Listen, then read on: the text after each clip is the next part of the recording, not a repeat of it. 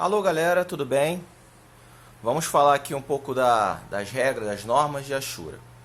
Esse assunto encerra a parte de cortes, né? Então a gente vai agora dar uma pincelada geral nas regras de Ashura para finalizar o assunto.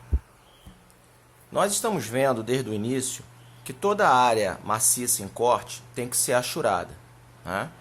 As ashuras, de modo geral, são representadas por essas linhas aqui, ó, inclinadas a 45 graus, linhas contínuas estreitas. Só que existem outros tipos de ashuras, dependendo do material utilizado. Hoje em dia, a gente não tem mais a necessidade de diferenciar as ashuras dos metais. A gente pode usar esse mesmo tipo de ashura aqui, que é do ferro fundido, tá, para a representação geral.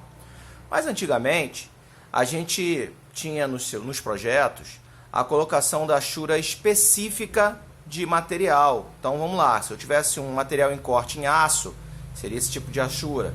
Bronze, latão e cobre, esse tipo de ashura. Alumínio, metais leves, esse tipo de ashura. Não mais necessário. Hoje em dia podemos usar somente essa aqui, ó, do ferro fundido. Exceto as outras ashuras, por exemplo, ashura de madeira, que é madeira vista longitudinalmente e transversalmente. Aqui nós temos a ashura de plástico e a ashura de líquidos. Isso aqui a gente ainda continua utilizando. Bem, como é que eu vou cortar o líquido? Não, é só quando a gente faz, por exemplo, um corte num tanque, né? Um tanque de óleo ou um tanque de água. Você precisa mostrar o nível de água ou de óleo dentro desse tanque. Aí você faz a ashura de líquido, ok? Existem outros tipos de ashuras específicas de material. Se vocês observarem a apostila que eu coloquei lá no Google Classroom, vocês vão ver os outros tipos de ashuras utilizados, ok? Então vamos falar aqui das regras de ashura para você realizar um bom desenho. Bem, na condição geral, nós temos esse tipo de ashura aqui, como eu falei com vocês, que é a ashura do ferro fundido, para todos os metais. Então, se você vai fazer uma ashura dos metais, você pode usar esse padrão para todos eles. Ué, mas como é que eu vou saber o tipo de material utilizado? Fiquem tranquilos. Quando a gente for estudar desenho de conjunto, você vai ver uma legenda, chamada legenda de conjunto, que tem a especificação do material para a fabricação da peça. Então, mais adiante, a gente vai ver como diferenciar isso. Bem, o padrão das linhas de ashura. Vocês sabem que a linha de ashura ela tem que ter 45 graus de inclinação, tá? Então, esses 45 graus pode ser para a direita ou pode ser para a esquerda. Então, observem como posicionar esses 45 graus. A gente vai posicionar esses 45 graus ou em relação à borda do desenho ou em relação à linha de centro desse desenho, ok? Então, se eu tiver, por exemplo, uma face circular, vamos fazer aqui bem um esboço rapidinho, a gente vai se orientar pela linha de centro dela. Então, os 45 graus vão ser em relação à linha de centro. Agora, se a face for retangular, no formato poligonal, aí em relação à borda da face. O espaçamento mínimo entre as linhas, vocês estão vendo que as linhas são paralelas. Então, o espaçamento mínimo é de 0,7 milímetros. Recomenda-se usar um espaçamento entre 1,5 mm a 2 milímetros. Tá? Mas se as peças forem de maior dimensão, a gente pode aumentar esse espaçamento, ok?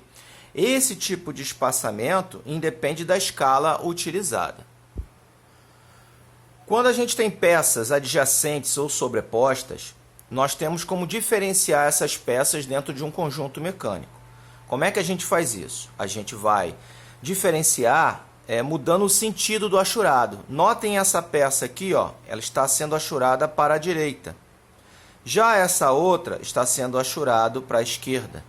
Então, se nós tivermos peças cortadas, né, mais de duas peças cortadas ao mesmo tempo, a gente vai diferenciar essas peças no sentido do ashurado. Olhem aqui esse exemplo. Você tem aqui um parafuso, uma porca e temos aqui alguma base, tá? E um L aqui, tipo uma cantoneira em L, todas fixadas por esse parafuso. Eu tenho aqui um conjunto mecânico.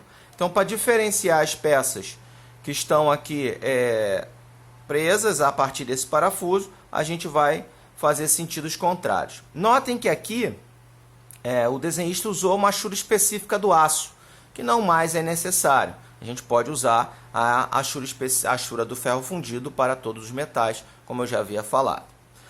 Aqui embaixo, além de peças adjacentes, eu tenho peças sobrepostas. Pô, e como é que eu resolvo isso? A gente vai aumentar o espaçamento entre as linhas de achura. Notem que aqui o espaçamento é menor e aqui o espaçamento é maior. Desse jeito a gente pode diferenciar as peças em corte também. Quando a região do corte for muito grande, tá? A gente pode usar o artifício de achurar somente a extremidade da face, tá bom? Hoje em dia, com o advento do AutoCAD, isso meio que caiu por terra, porque quando você vai fazer uma achura no AutoCAD, você vai ver isso no período mais adiante, você vai mandar aplicar a achura. Então, torna-se desnecessário esse recurso. Mas como a norma técnica ela se baseia no desenho feito no papel, então a gente pode, se necessário for um espaçamento muito grande, a gente pode achurar somente a borda do desenho. Novamente aqui, o desenhista utilizou uma achura específica do aço. Se por acaso a área a ser cortada for muito estreita, for uma espessura, pequena espessura, o que a gente pode fazer? Ao invés de usar a achura, a gente pode enegrecer, a gente pode pintar aqui a região toda que foi cortada.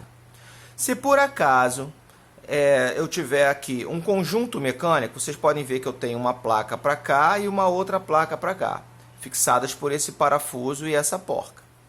No caso aqui eu tenho um conjunto mecânico. O que eu devo fazer? Bom, como é que eu vou diferenciar uma peça da outra para a gente não pensar que é a mesma peça? A gente cria um espaçamento entre uma e outra. Vocês estão vendo uma área em branco aqui? A gente chama isso de linha de luz. Esse espaçamento vai nos proporcionar a visualização de que temos duas peças e não uma única peça com um parafuso atravessando, ok? Então essa linha de luz, ela é padrão. A gente vai colocar essa linha de luz numa distância de aproximadamente 1 milímetro, está aqui escrito, e independente da escala utilizada. Então, se a peça for muito estreita, a gente vai pintar o espaço de preto, tá? Deixando um espaçamento entre uma peça e outra, caso seja um conjunto mecânico. Se a gente tiver que fazer uma cotagem, tá, em região cortada, porque às vezes a gente tenta procurar puxar a cota para o lado de fora do desenho. Nesse caso do raio 15 aqui, eu poderia puxar ele para o lado de fora do desenho. Mas essa outra aqui, talvez não desse. De repente até teria, puxaria aqui uma linha auxiliar. Mas às vezes num conjunto mecânico tem tantas áreas cortadas que fica difícil você tirar a cotagem de dentro do desenho. Então a gente pode achurar em área cortada? Pode. Mas o que a gente faz? A gente deixa em branco, interrompe a achura na região onde você vai fazer a cotagem. Então aqui, ó, tá vendo esse 50? Está interrompido a achura. O 15 aqui, o raio 15, também está interrompido. Beleza? Dessa forma, a gente encerra aí o nosso conteúdo referente a corte. Ok?